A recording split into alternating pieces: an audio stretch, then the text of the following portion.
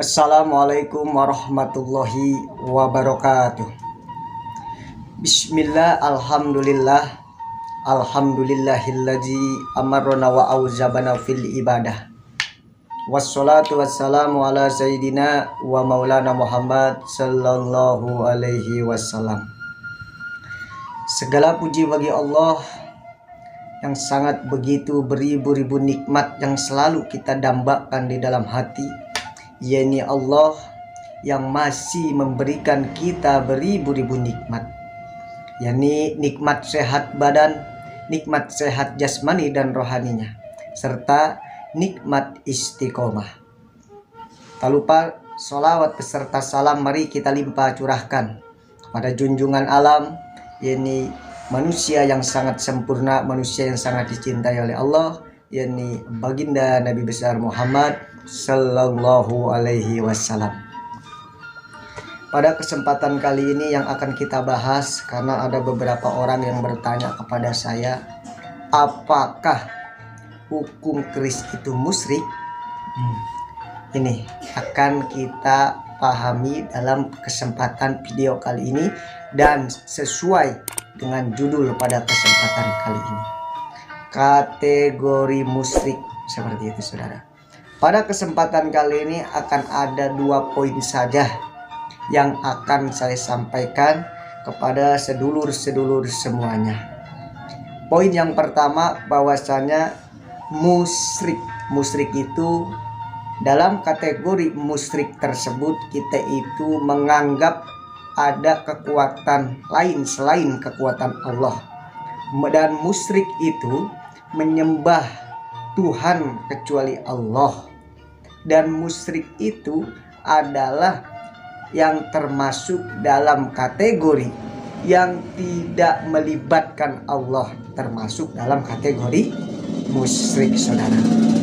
Begitupun kepada keris saudara, yang pada kesempatan yang akan kita bahas pada kali ini, yang mana keris. Nah, yang ini sengaja saya bawa pada video kali ini biar supaya sesuai dengan judul saudara.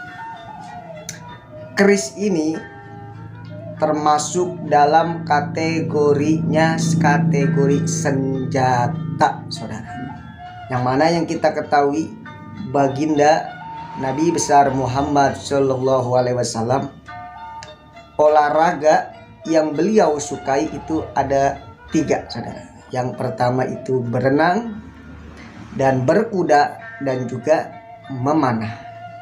Memanah itu termasuk dalam kategori senjata, entah itu memanah, entah itu pedang, entah itu pisau, entah itu golok, ataupun entah itu keris saudara, termasuk dalam kategori senjata saudara.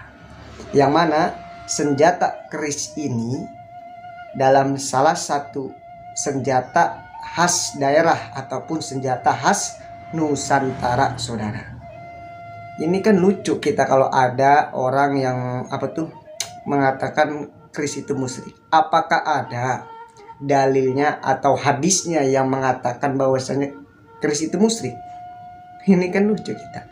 Ini kan dengan kelompok-kelompok mereka, bahkan ada kan yang mengatakan bahwasanya dupa itu musyrik, menyan musyrik, keris musyrik. Ini orang-orang seperti ini tidak bisa membedakan mana ranah syariat dan juga mana ranah hakikat. Jadinya ya seperti itu.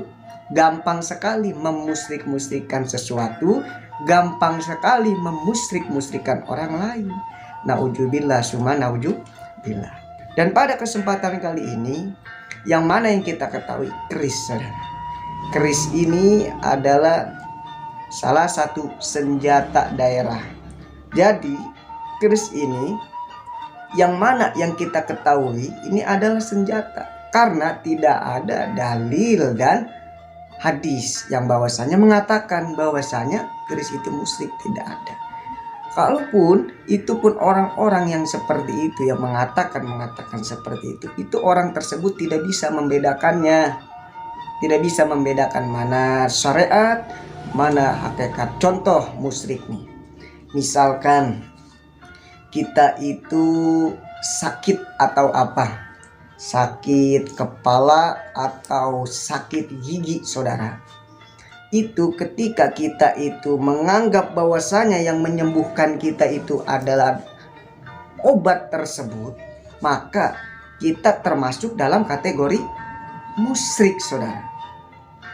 Lalu bagaimana biar supaya sinkron antara syariatnya dan hakikatnya? Ketika kita sakit, minta kepada Allah bahwasanya kita ikhtiarnya, syariatnya, ataupun itu dari obat, ataupun itu dari dokter, ataupun itu dari tabib, yang mana syariatnya berkat ikhtiar obat itu, kita ucapkan syukur dan melibatkan Allah dalam ranah apapun. Karena syariatnya, ikhtiarnya dari obat itu, hakikatnya yang meridhoi atas kesembuhan itu adalah Allah Azza wa Jalla. Itu baru sinkron kita. Begitupun kalau kita tidak melibatkan Allah dalam contoh itu aja, contoh kecil itu saja, dalam penyakit atau apapun, kita bahwasanya menganggap yang menyembuhkan kita itu adalah obat, kita termasuk kategori musyrik saudara. Begitupun sebaliknya, dalam keris ini sendiri, ketika kita menganggap bahwasanya keris ada kehebatan lain selain kehebatan Allah, itu termasuk musyrik. Maka dari itu, lalu apa? Senjata ini, keris ini bentuknya itu adalah dalam kategori senjata saudara. Kategori senjata ini adalah yang mana kita ini kan mencintai senjata khas-khas daerah, mencintai senjata khas-khas Nusantara saudara. Maka itu tergantung niat, ucapan, tekad, dan pikiran kita harus sinkron saudara. Biar apa? Karena ketika kita memusyrik-musyrikkan orang lain, membid'ah-bid'ahkan orang lain, mensesat-sesatkan orang lain, itu nanti akan berbalik kepada orang yang mengatakan diri itu sendiri. Seperti itu. Ketika kita mengatakan bahwa saya membid'ah-bid'ahkan orang lain, memusyrik-musyrikan orang lain, itu bisa berbalik lagi nanti nampaknya kepada orang yang mengatakan. Maka dari itu, lisan kita kalau sudah terbimbing kita itu hakikatnya dari Allah, kita tidak akan berani ataupun beranggapan seperti itu, memusyrik-musyrikan apapun. Dan itu bagaimana niat tekad kita itu sendiri. Ketika kita ini benar-benar disinkronkan antara ranah syariat dan juga ranah hakikatnya itu sinkron dengan baik, kita tidak ada menganggap apapun, kekuatan apapun kecuali Allah dengan syariatnya. Contoh misalkan syariatnya dari keris ini hakikatnya dari Allah, kita bisa memotong kayu ataupun kita menang dalam medan pertempuran, syariatnya dari keris ini, lalu diberikan kemudahan hakikatnya dari Allah Subhanahu wa taala, itu kita sinkron saudara.